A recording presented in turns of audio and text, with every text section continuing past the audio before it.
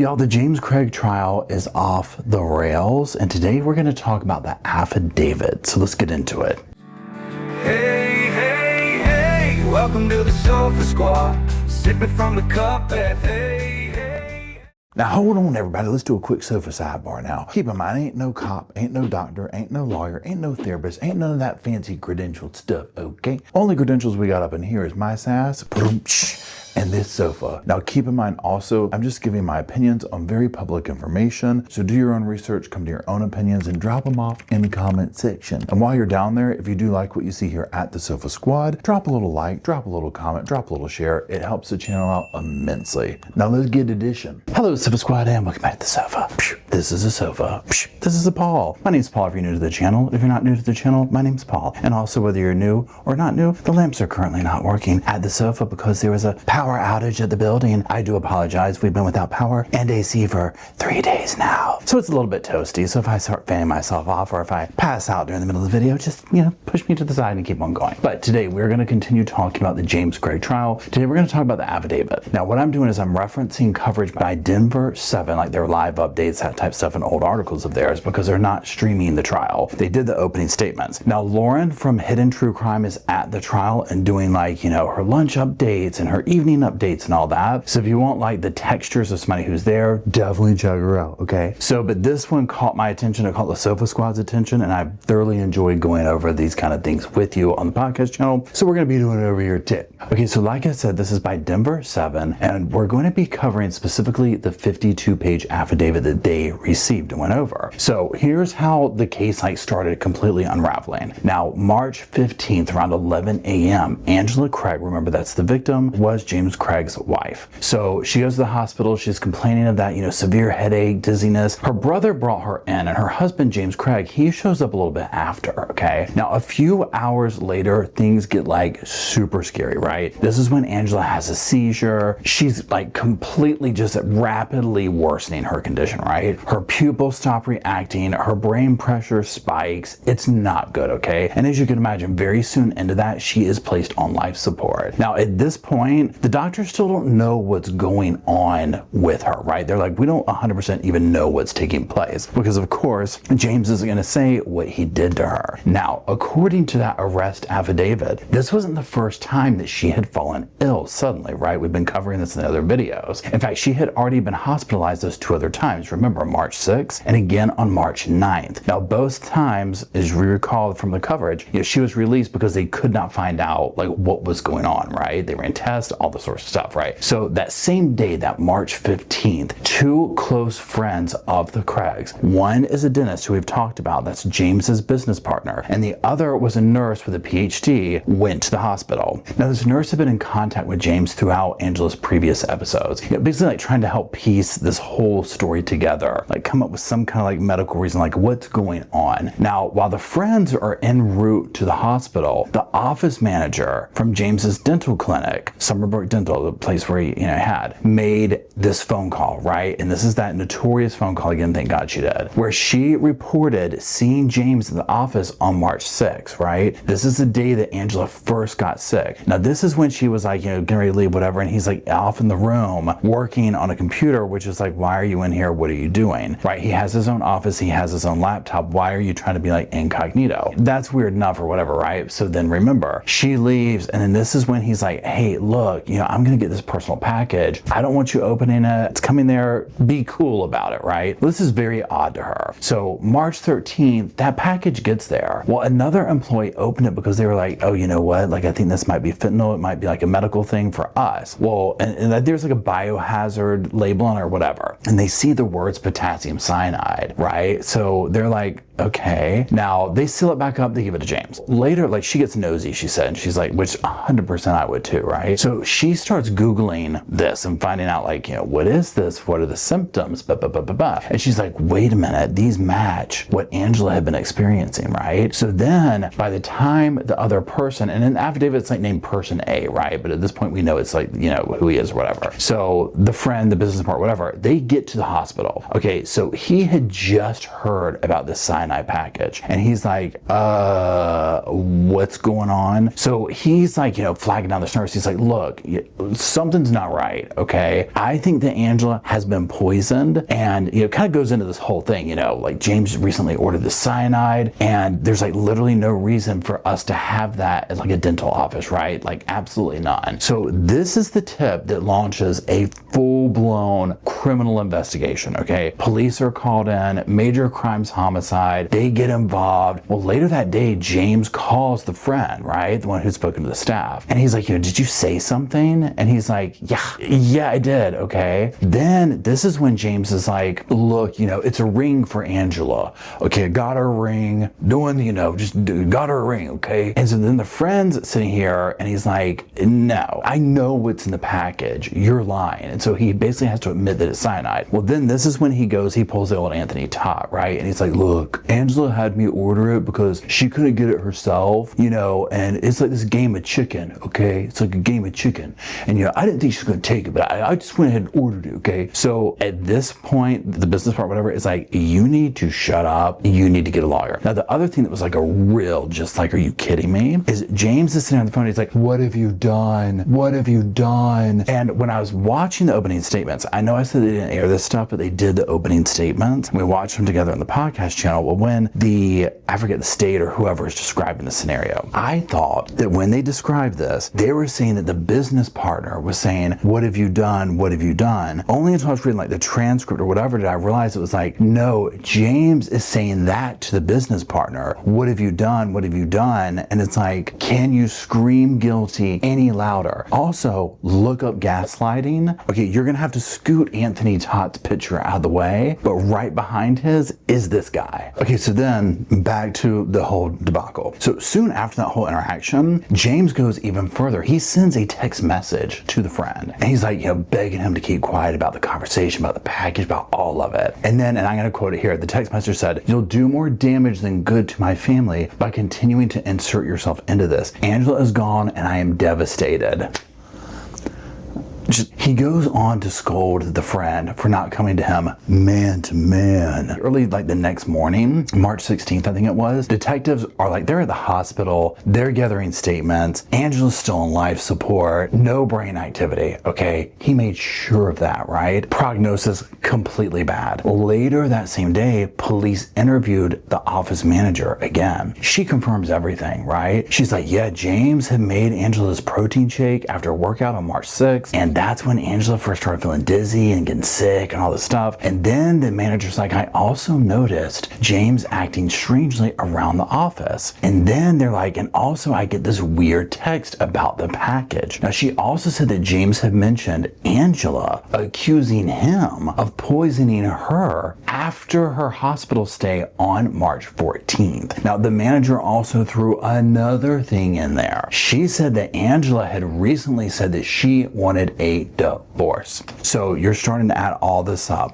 Divorce, another woman, money problems, insurance. It's all there, right? It's all there. As this investigation goes, as it's unfolding, James's dental business partner tells the police that James had declared bankruptcy back in like 2021. His finances were already once again in like bad trouble, right? Now, he also admits that James had been having marital issues and that Angela had talked about leaving him. So this whole story is like getting looped in, right? Now, in the midst of this, Child Protective Services is also kind of like looped into the scenario, right? A caseworker will come in and they'll interview them. Remember, they had 6 children, okay? So a caseworker will come in and interview James and the 6 kids. Now, James claims that Angela had been wanting to unalive herself, we'll say, and that she had like overdosed a bunch of times, you know, and that, you know, he came in, he revived her, but didn't report any of it, you know, didn't want to break the family apart or nothing, you know. So can't roll my eyes hard enough, right? So the kids, however, they were like, I didn't see any of this, right? I didn't see this behavior at all from their mom. You know,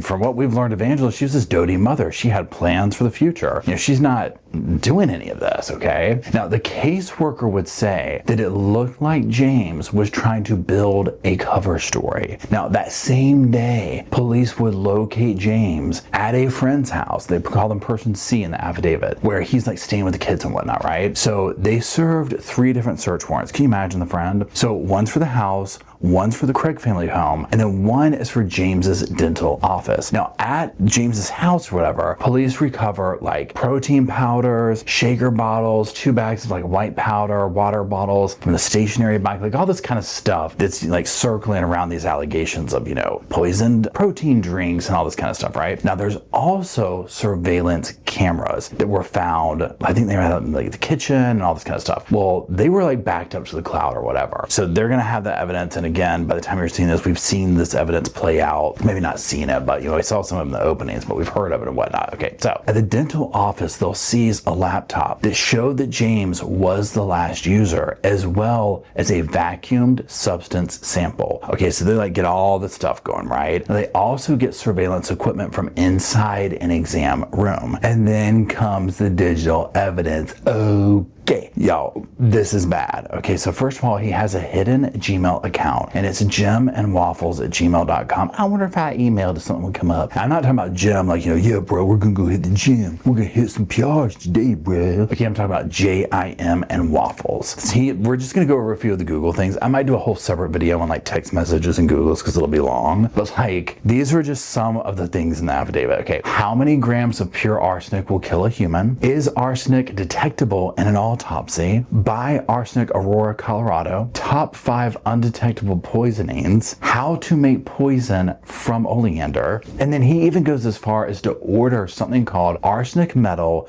99.9999% from Amazon in late February. I didn't know you could even get this stuff, right? Then comes an even bigger red flag. Okay, James tries to order potassium cyanide from a chemical supplier using that same email, right? So look at all the connections that he has tied back to this email. Now, when that supplier asks for details, he's like, oh, look, you know, I'm like doing this craniofacial reconstruction surgery, okay? I need it for like a little bit of an experiment, okay? And he uses his real dental license number, but not his professional email. Now, the order does eventually ship on like March 13th or something. So the same day that that package showed up at his office, okay? You can't make it up. Now, police also found a second order. There would be 3 doses of oleander. Now, this was like another like highly toxic substance or something, okay? So that one was actually intercepted before it could even be delivered to him. And there is more. Okay, so that same Jim and Waffles email was also being used to communicate with another woman, person D. Now, by the time you've seen this, she's already testified, okay? So their messages were very like, you know, adult behavior explicit, and they include flight plans, all this stuff, right? Now, she visited James in Denver from like March 8th to the 10th while Angela was hospitalized. Now, another trip was booked from March 16th to the 20th. This is just after Angela returned to the hospital for the 3rd time. So while she's going through all this at the hands of James, he's got this situation going on with this other lady, right? So March 17th, Angela's sister tells police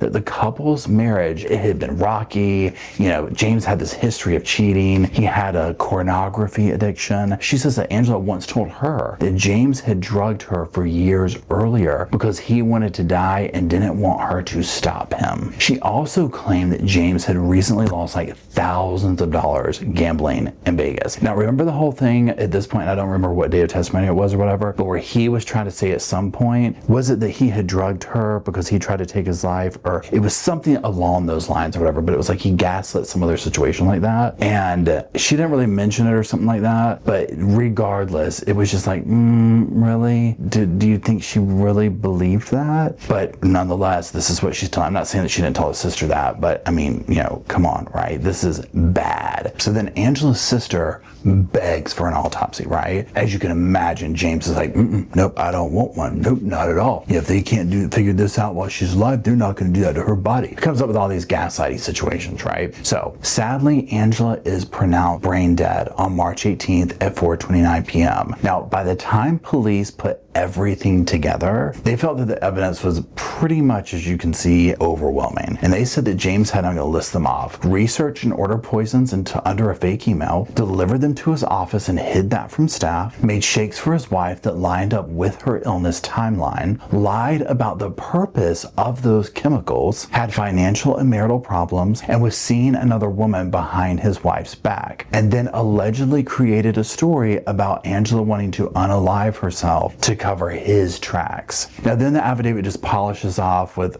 pretty damning statements and revelations. And that's that the investigators believe that James Craig deliberately and meticulously planned to kill his wife using undetectable poisons while simultaneously preparing for a life without her. And then, he's now charged with that premeditated first-degree murder charge. But that was just the affidavit, okay? So as we know by now, he then, was arrested, he got booked, and he called all these other charges that he's on trial for currently now while he was incarcerated. Still trying to have people killed, still trying to get his kids even to cover up for him. So the story that I'm sure that the police, when they were looking at this, were like, you've got to be kidding me. Like, you've got to be kidding me. Like, the messiness of it is so extreme. Like, using the email, but yet using your real dental ID, like your license, ordering all these poisons, having the affair with the woman while he's actively, blatantly trying to kill Angela, and obviously successfully at one point, right? No care in the world, okay? And then the evidence that keeps coming out more and more and more, you just have to wonder if it was like he was that narcissistic and entitled, or just had his eye on whatever it was. It's like, again, we ask ourselves this so many times, how did he think he was going to get away with this? This is the worst case of buy your kill kit at Walmart that I have ever seen in my life. I mean, he might as well have just gone to the police immediately and said, here's all the evidence. It was so poorly constructed and so poorly done. Luckily it was. I'm not downing these perpetrators for doing that, because clearly it brings about justice, right? So there's that. I just want to go over the affidavit. Thank you to people who've been sending me this stuff or whatever and going over this, and thank you for hanging out on the podcast channel when we read through these, the updates from the courtroom and whatnot. This is absolutely next level. And make no mistake, Angela suffered. This was a horrible, horrible way to go. She had absolutely zero signs of wanting to take her life. This is a blatant lie, right? This is an Anthony Todd lie. He made sure, because remember, whether you're new to this case or whatever, he went in the hospital and finished her off there, right? She's researching how,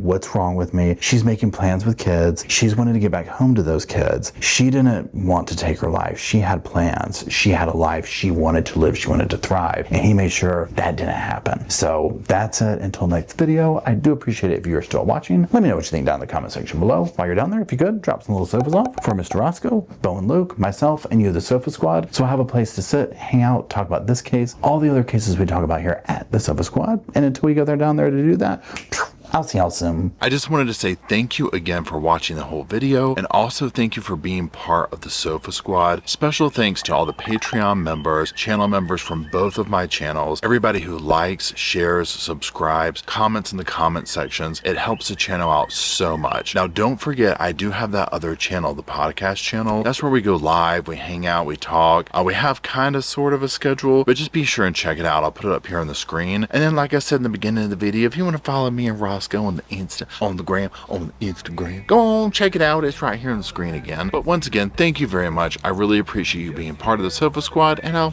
see you in the next video. Hey, welcome to the Sofa Squad, sipping from the cup that hey, come laugh with the Sofa Squad. Can't roll my damn eyes hard enough.